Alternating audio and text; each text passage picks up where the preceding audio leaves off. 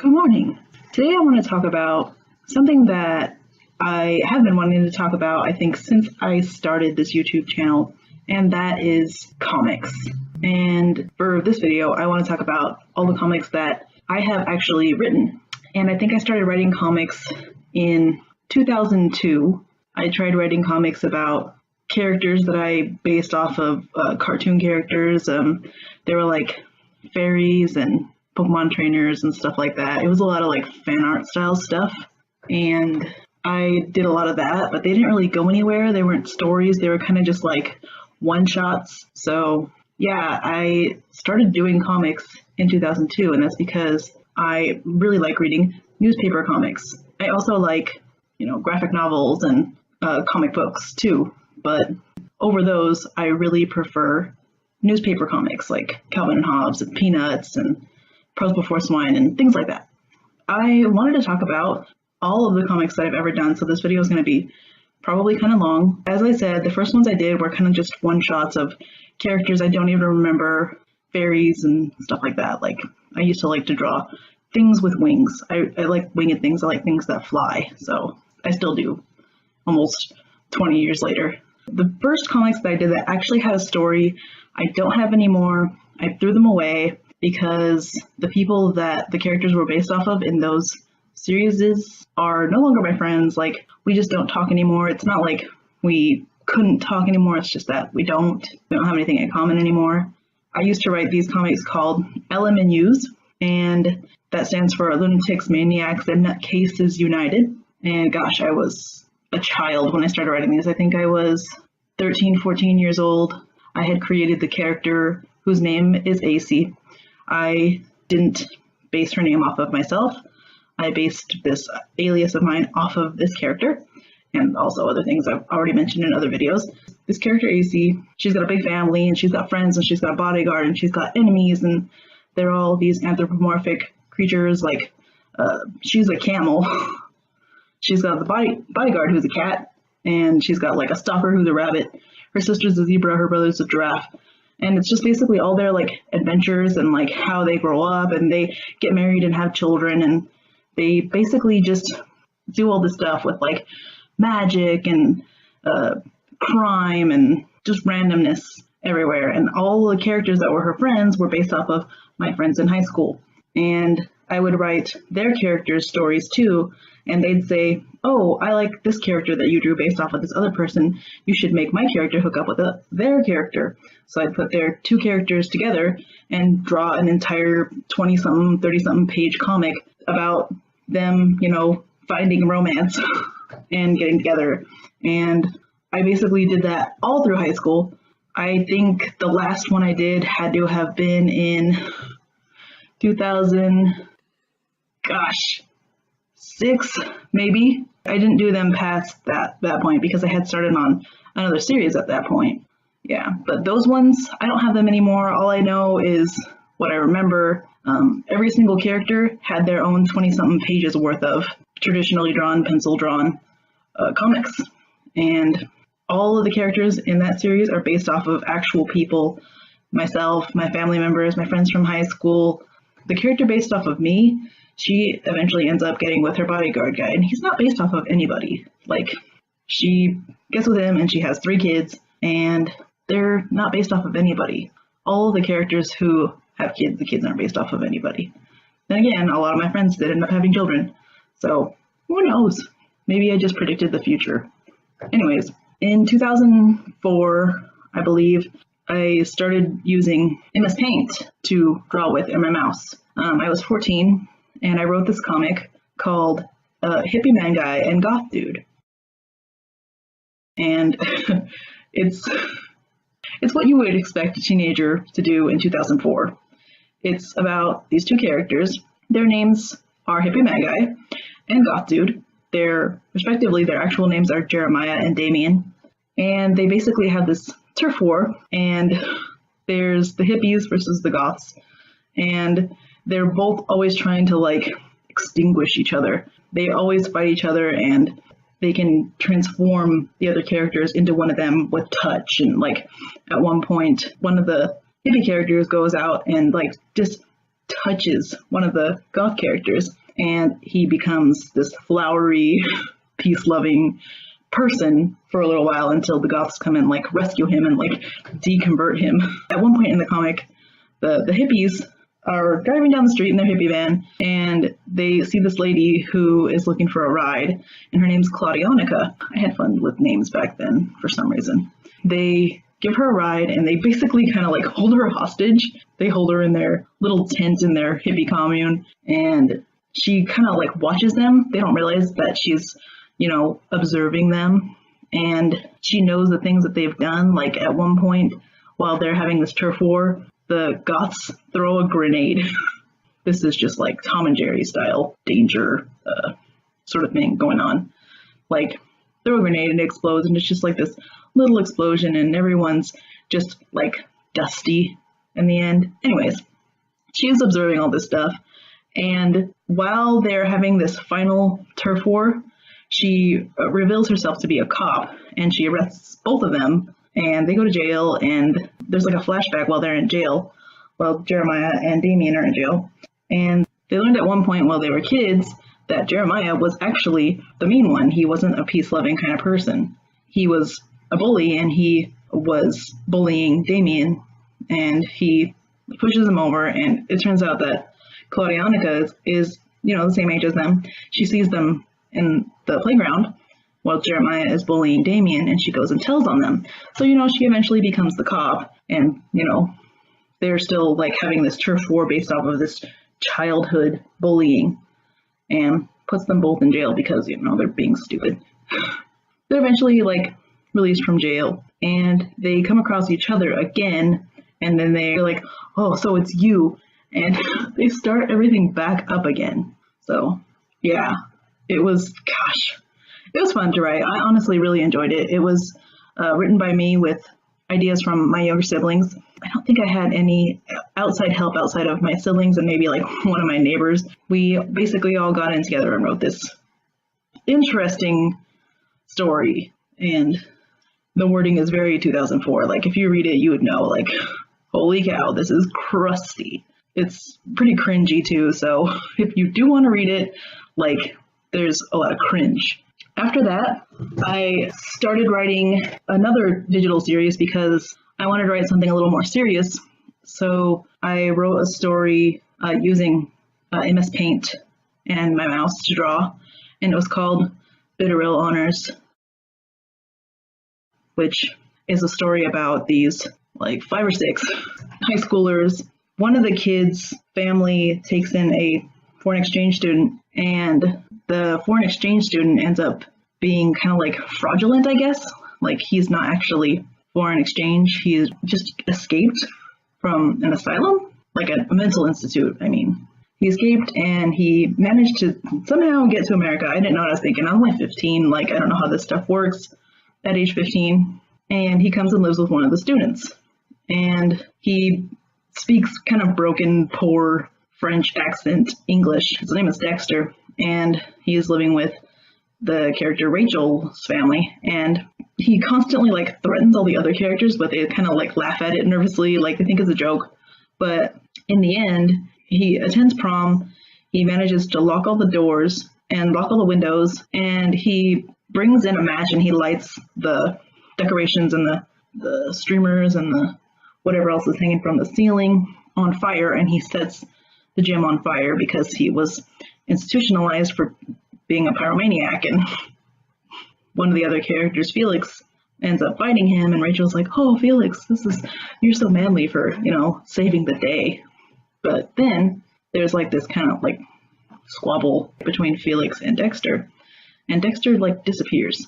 So they break a window in the gym where the prom is happening, and they get out and they call the police, and the police come and save the day and put out the fire, and they all end up, graduating. They wait for the youngest character, Rufus, to graduate, and they all take a trip to France, which is where Dexter is from. And while they're there, they see him, and it's like, dun dun dun, like cliffhanger ending. But that one, it was, though it's still kind of like cringy and not exactly the most serious thing. It's still a lot closer to a drama than anything I had written at that point, and I'll link to that too. They're not very long. They're only like 20-something, 30-something pages each. Those two, Hippie Manga and Goth Dude and Bitter Royal Honors. I don't know. I liked writing them, but I can honestly say they're not my best works because they're like a decade old, at least. They're 15 years old-ish. They're very old. And all the characters in Bitter Royal Honors are like weirdly pale, and there's some stereotypes I put in, but you know, it's hard to avoid stereotypes. They kind of like, to me, putting them in helps me learn about certain types of people. Writing a preppy character kind of helped me feel more empathy towards cheerleaders and people that are always like extra like deer, like D-E-R-E, deer, doting on people, like a cheerleader who's like calling this guy they think is their boyfriend but isn't, like their snookums. It kind of gets me into this mindset of somebody that I'm not, and it kind of helps me understand people better. And it's just kind of, it's good to research certain types of characters, and don't avoid like the characters or certain traits that you don't like. Like, it's better to educate yourself on different lifestyles and different people in general. Anyways, totally off topic. So while I was writing Bitter Royal Honors, I had a dream, and it was like crazy, like fantasy, Lord of the Rings, crazy. It was very inspiring. So I wrote a massive series that I actually still do have. I started it in 2005, which is when I started Bitter Royal Honors, and I started this comic called Castle of Thorns. And after I had written 2 digital comics, MS Paint, Mouse, and put them online, I started writing one while I was still in high school, age 15. Or, well, at this point I was 16. And I started bringing my printer paper from my house to school, and whenever I had any free time at all, between classes, before classes started, while waiting for a ride home, if I had free time after a test, if the class was having a free day, I would write like pages and pages and pages of this series. And it was crazy. I'm not going to go into detail about all the sequels I wrote, because I wrote 5 sequels to it. And I didn't finish the 5th one. It's discontinued because it was kind of hard to finish, because there was plot holes that I couldn't just skip over and say like ex machina stuff happening, because I feel like I owed my readers a little bit of an explanation, and there really wasn't one that I could give. Probably should have stopped at the 5th one. Anyways, this big fat monster of comics is the Castle of Thorns series that I wrote. And it's all traditional. It's got to be like 300 something pages in there, because all these pages are back and front. And the first one, I believe, took me, it didn't take me that long because it's like 50 something pages long. Yep, it's 50 pages long, and it took me from November 27th to January 30th, so it took me 2 months. That's like a page every other day. It was crazy. And I finished writing it in, I think, 2006. No, 7. I finished writing it in like mid 2007. By finished, I mean discontinued, but I finished writing it in April 2007, and that's all of the sequels. And I would let this binder go around my high school. My friends would borrow it, and they would keep it for like a week or 2 weeks and read the whole thing and wait for me to write more. And that was awesome.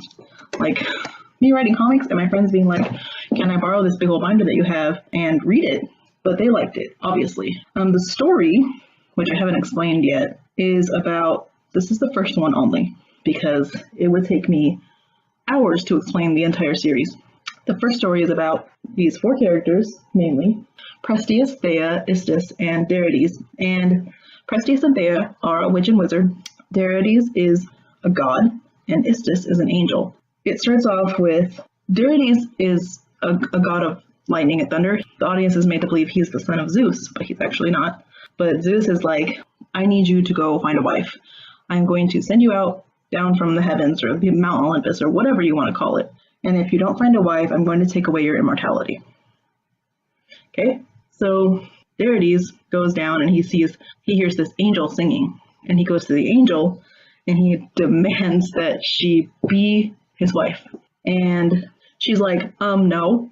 And she goes and hides in the castle, and he ends up breaking down the door and ripping off one of her wings. She's got 6 wings.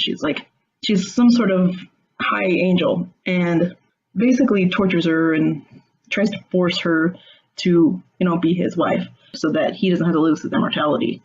And Prestius and Thea get this sense they know something bad is happening, and they feel like they have to go save her. Thea has this feeling that she knows she's going to die, so she figures that even though she doesn't really like Prestius because she was betrothed to him and she ended up having to marry someone she didn't actually love, goes with him to go save Istis.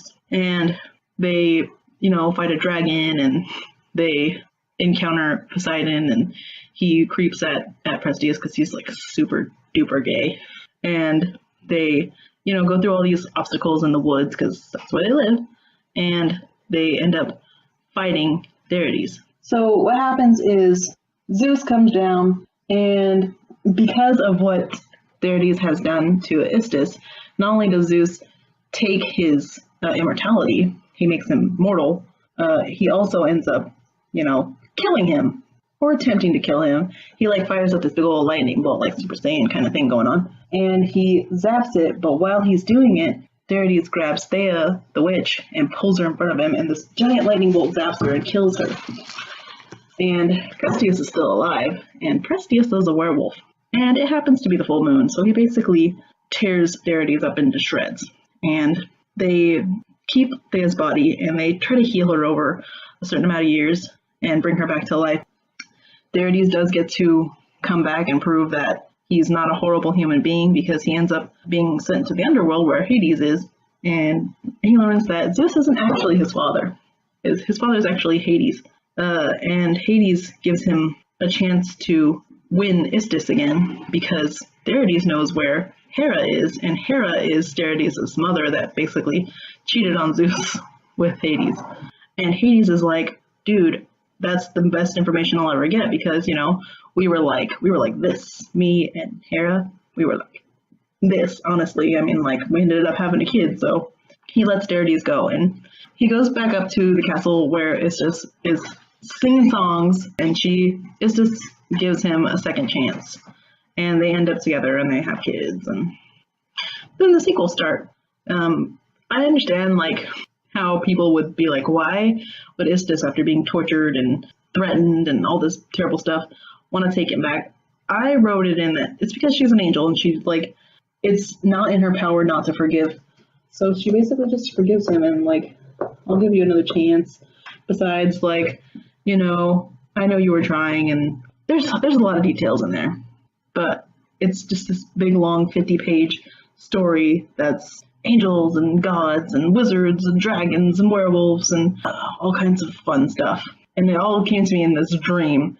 So I don't know, I felt kind of lucky that I had a dream that was that detailed and that inspirational to get me this giant series. After I finished the entire series up until the discontinuation, I wrote a prequel to Castle of Thorns, and it's just called the prequel. And it's the story of Hades, Hera, Zeus, and the birth of Darides, and the birth of Prestius and Thea, and how they ended up being betrothed because their, ancestors could predict that something terrible was coming in the future. After that, I decided to try and redo the Castle of Thorns series on paper because I wanted it to be bigger. This comic series, it's tiny. The boxes are little, and the words are little, and I wanted to make it big and legible, and I wanted to make the art, bigger, and I wanted to make the characters more detailed. So I tried to rewrite it, and I tried to make it, make the words, flow better, and make the characters a little bit more fleshed out. So I tried to rewrite the series, but then I noticed that 15-year-old me had written in way too many plot holes. So I had to discontinue. I discontinued the rewrite of Castle of Thorns in 2009. And that one is up online to read too, and I'll put a link to that. But I don't know, maybe someday I'll try to rewrite it so that it doesn't have so many plot holes. Like, I don't know how I finished this one with as many plot holes as there are, but like, I don't know, Harry Potter's got plot holes too, so I don't know, maybe the plot holes give it character. I don't know. Maybe that's why some people like it. Maybe they just want to be like curious about it. Maybe they just want to have it be open-ended up for their interpretation about it. That's probably one of the things that kept people reading. Like, they get to think what they want happened instead of me just flat out writing it out. So yeah, I don't know. It's one of my favorite series that I have ever written, comic-wise, and there's a bajillion characters in it. I only mentioned 4, 5, 6, Hades, Zeus, and Hera, 7. But there's like 50 characters in the first one alone, and there's like, from the 5 sequels, there's probably like 100 and something characters in this series, and each of them is at least somewhat important for at least one page. It's like Once Upon a Time stuff happening. So yeah, that's what I did in the time between 2004 and 2009. Is I wrote Hippie Man Guy and Goth Dude, Bitter Royal Honors, Castle of Thorns in this big fat book. And then I wrote the prequel to it, which is bigger, fancier, bigger writing, legible writing. And then I tried to rewrite Castle of Thorns in the bigger, fancier, legible writing style, but discontinued it. In, I think, 2008, I believe, I started writing my very most popular series, Jesus, Satan, and the Emo. And, oh gosh, it's 10 years old. And we started writing it in March 2008. Me and my friend Jude and my ex, whose name is John. Honestly, it was based off of what we were wearing the day that we came up with this idea for this comic. Like, I was wearing this hideously white, bright, blinding, bleached to death, glowing in the dark sweater. My friend Jude was wearing dark goth colors, like we were into gothness at that point. And my ex was like this hair, like right in front of the face, and looks angsty. So we were like emo, and I'm wearing all this bright white, and I was like, oh, I'm Jesus, and Jude is Satan. So we were like, oh my god, this will be a great idea for a comic, and I am already writing comics too, so maybe we could all get together and put our ideas together and write a series about these 3 characters, Jesus, Satan, and this character Emo. So we started writing this comic series. I'm still writing it to this day. It doesn't have a story particularly. It's about these 3 characters: Jesus, the actual Jesus, our depiction of Jesus; Satan, our depiction of Satan, who is a woman; and Emo, who is this 14-year-old boy with the hair and the face and the duck butt in the back, and angst and sadness, and he's a tortured soul, literally and figuratively. They're pretty mean to him, Jesus and Satan are. They live in this house, and there's just like, they get up to all kinds of fun things. Jude and John no longer write with me. I think John stopped like 5 or 6 comics in, honestly, for the reason that we're not together anymore. We had Jude writing this comic with me up until I think 2011, and then Jude basically went and got a life, which I respect. We have had like a whole bunch of other sit-in writers, but they never end up staying. I prefer to have just people suggest ideas instead of sitting in and writing with me, because I clearly haven't had such a good time with other writers, but I really, really like writing this comic. Jude introduced a new character with me, but it was definitely more him than me, called Goth, and this goth character of unknown gender who was just kind of like lurking and mysterious, and I really like Goth, but I feel weird drawing them without Jude's permission, even though I don't think Jude cares. Then I introduced, based off of one of my more recent exes, gosh, I feel like a hoe. I introduced Rainbow. Rainbow is based off of one of my other exes. She likes metal music. She's in a bunch of bands, and she's also cruel and mean to Emo, and she's just kind of like this sturdy character who doesn't need anybody, and kind of just like puts Emo in his place, and is like too extra cool for him, but she still sticks around. I like her a lot. She's one of my favorite characters that I've ever created.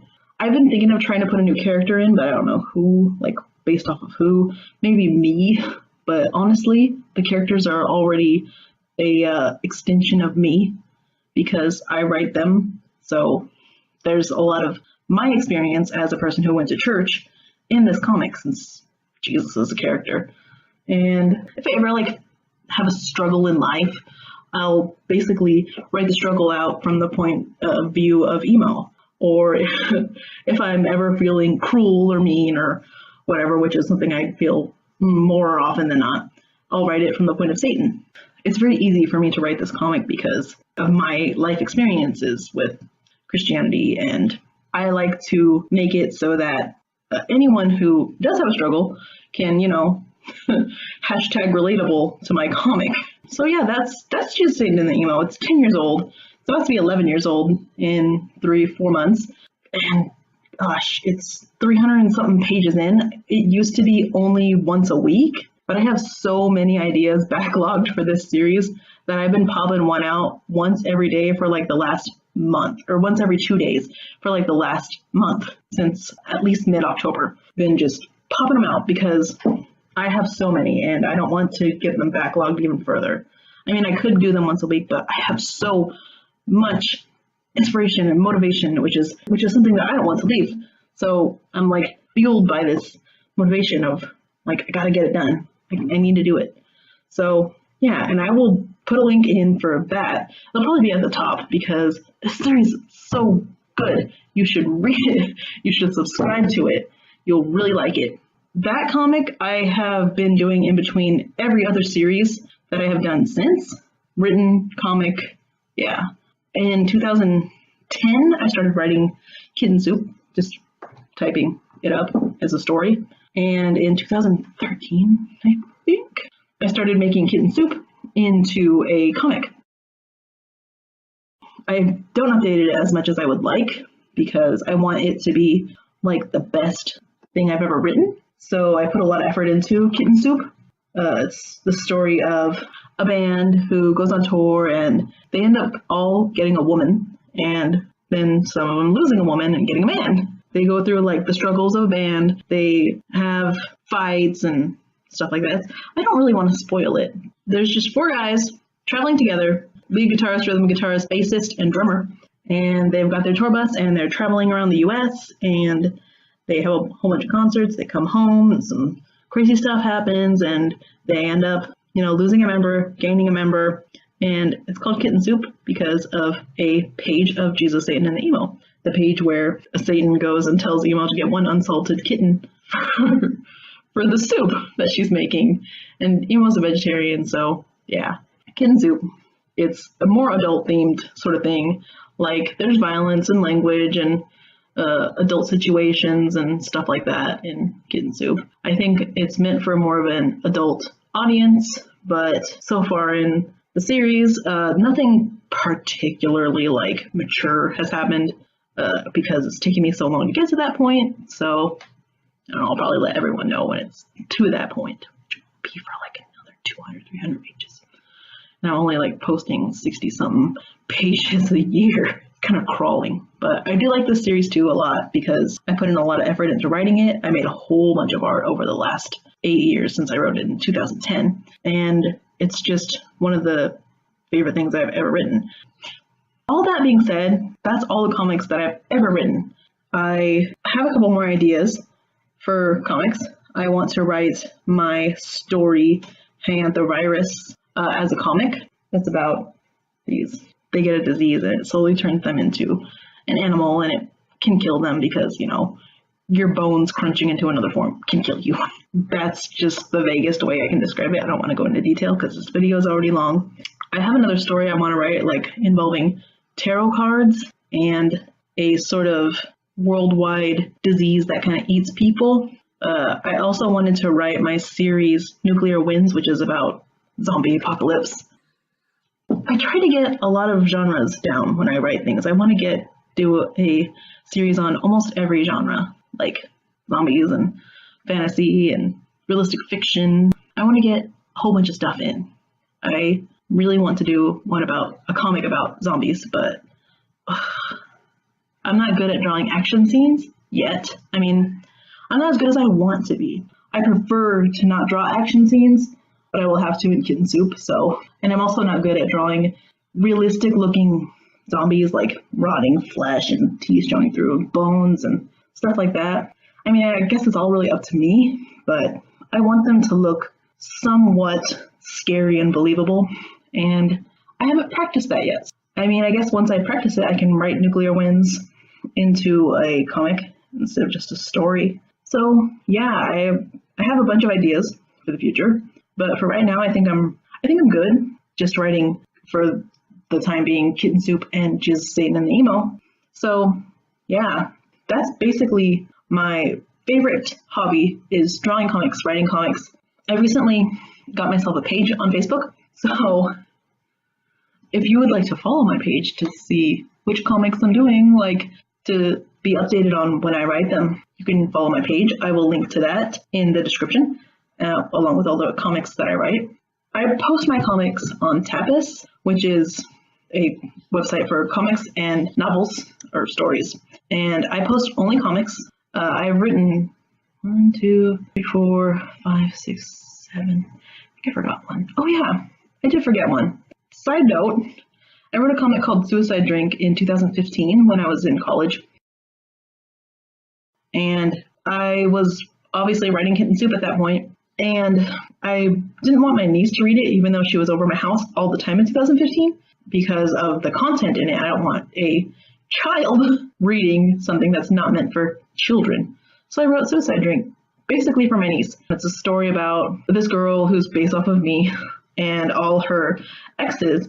And all her exes managed to find each other, move into the same house, and they kind of just live there being angry about all having been, dumped by this girl. And this girl ends up being amazing. That part's not based off of me. She ends up being like a lawyer and a chef and a vet, and she's got all these crazy things under her belt. And all these dudes end up living together, and this other dude, sees her, and he's like, oh, she's kind of cute. But one of the guys who was living in the house, one of her exes, sees him one day, finds him, he's beaten up, and takes him in, and they're like, oh, so you have a crush on the girl. So they basically teach this guy how to be romantic towards her. And turns out she has a crush on him. She's trying to find him. Eventually they, teach him how to be publicly acceptable. And the two end up together. The kid that was brought into the house of the exes, he ends up with the girl, and they go traveling and saving pets, and they adopt a kitten and stuff like that. And it's very tame. Most things I write are very tame. The worst I've ever done, honestly, so far in comics that I've shared with people is profanity and very small blips of violence. That's it. So if you have an interest in that, please go read them. All these are on Tapas, except for, of course, this one. I moved into a place where you can sign in through Facebook, which is Tapas. You post a comment through Facebook, and thankfully, some people started doing that, and those are people that are like my best friends.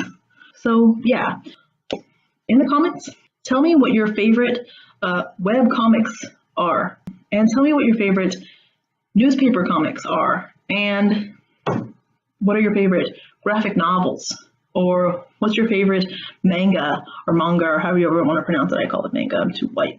What are your favorites of each of those 4 things? It would be really cool to know what my friends read. Like, honestly, tell me if you have ever written a comic series. Like, if you want to call it a manga or a graphic novel or some other word for a series of drawings with speech bubbles. Let me know, because I would want to read it, because that's my favorite style of art is like cartoons. Like, that's my favorite thing to view and read. If you have, you should share it. Post a link to it if you can. So yeah.